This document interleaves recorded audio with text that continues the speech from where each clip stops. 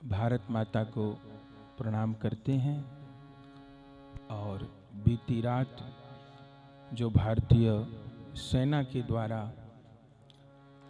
पाकिस्तान पर हमला किया गया, जिन आतंकियों ने पीछे 22 अप्रैल को हिंदुओं का नरसंहार किया था और सुहागिन स्त्रियों के आगे उनके पतियों को गोली मारी थी और रोते हुए उन स्त्रियों ने कहा था कि हमको भी मार दो, तो उन्होंने कहा था मोदी को बताना कि हमने तुम्हारे साथ क्या किया।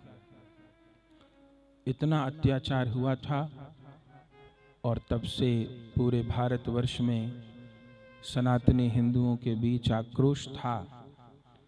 तो पिछली रात सेना के द्वारा पाकिस्तान में जो आतंकियों के कैंप पर जो स्ट्राइक हुई, हमला हुआ, जिसमें सैकड़ों आतंकी मारे गए और उस ऑपरेशन को ऑपरेशन सिंदूर नाम दिया गया।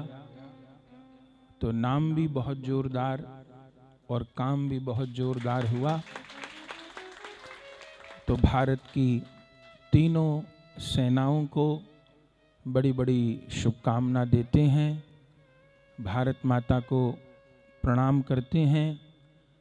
ऐसे ही भारतीय सेना का बल बढ़े, अपने एक भी सैनिक का नुकसान नहीं हुआ और जाकर के जहां आतंकवादियों के हेडक्वार्टर थे वहां पर गोला बारूद बरसा करके उनको नष्ट किया गया। पहले वो निर्दोष हिंदू रो रहे थे जिनके बेटे को मारा था, पति को मारा था, भाई को मारा था निर्दोष। अब वो आतंकवादी रो रहे हैं जिनके परिवार खत्म हो गए। अभी ही उनको कुछ महसूस हो सकता है कि हमने क्या किया। तो कहने को ये युद्ध की बात है, लेकिन ये बधाई देने के जैसा अवसर है। अहिंसा परमो धर्म, ये हम लोगों को बताया गया, सिखाया गया, लेकिन ये बहुत बड़ा छल था।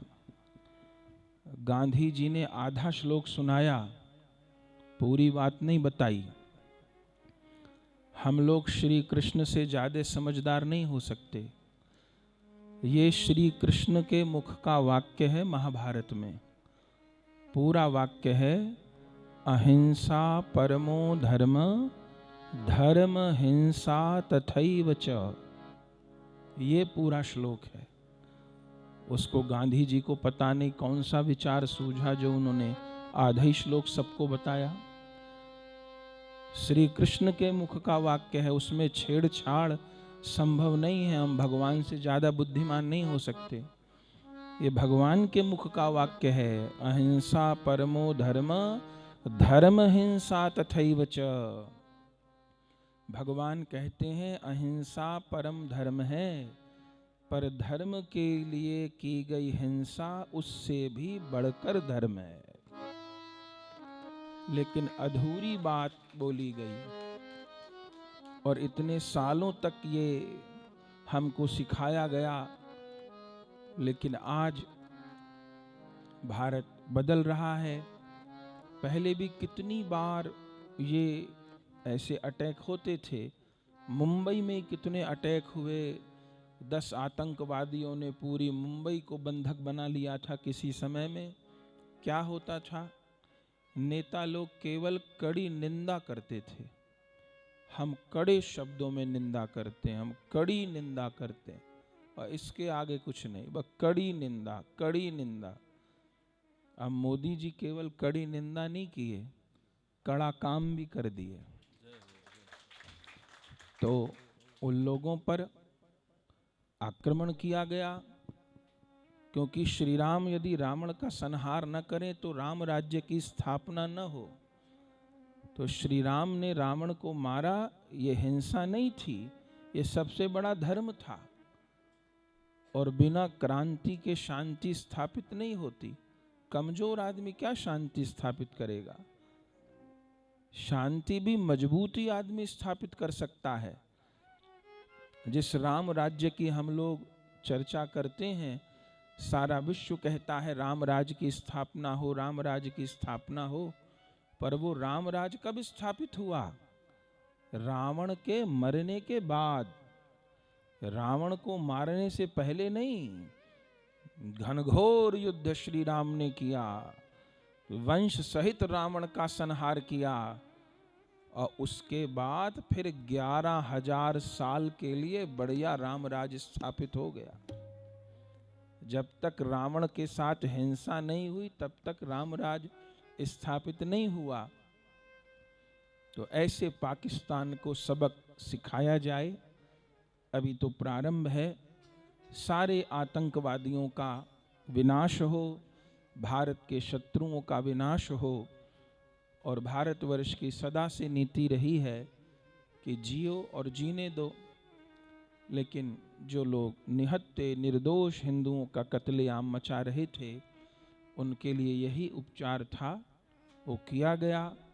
और आवश्यकता होगी तो और आगे बढ़ कर के भारतीय सेना सक्षम है।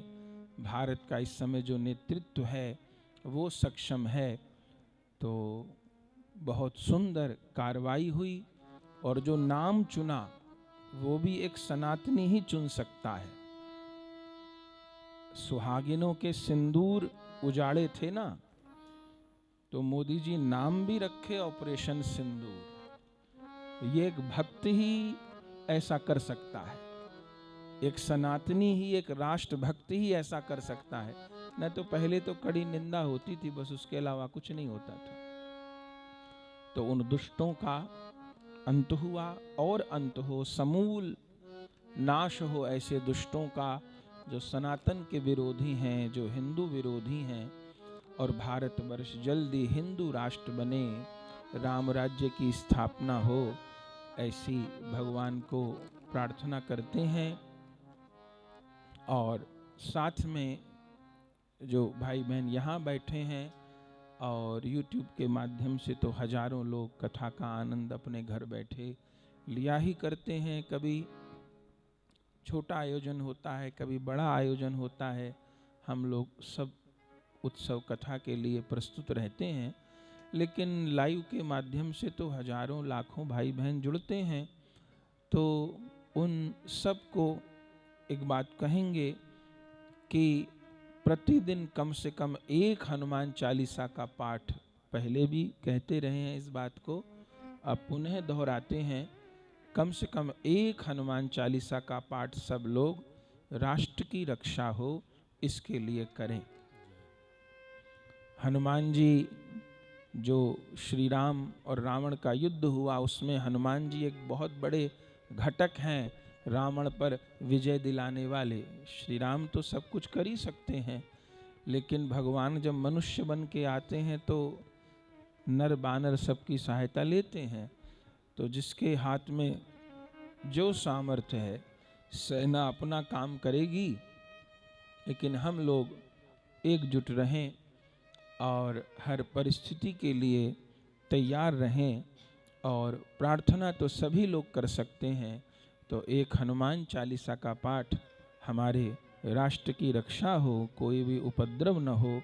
और ऐसे ही भारतवर्ष जिस प्रकार उन्नति कर रहा था, युद्ध के कारण उन्नति में बाधा न हो और दुष्टों का विनाश हो, ऐसी भगवान से प्रार्थना करते हैं।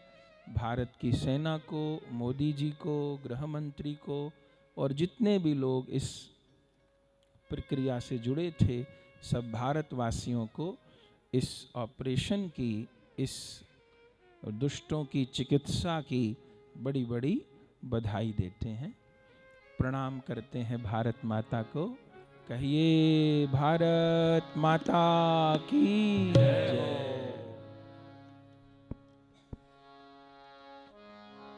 श्री कृष्ण।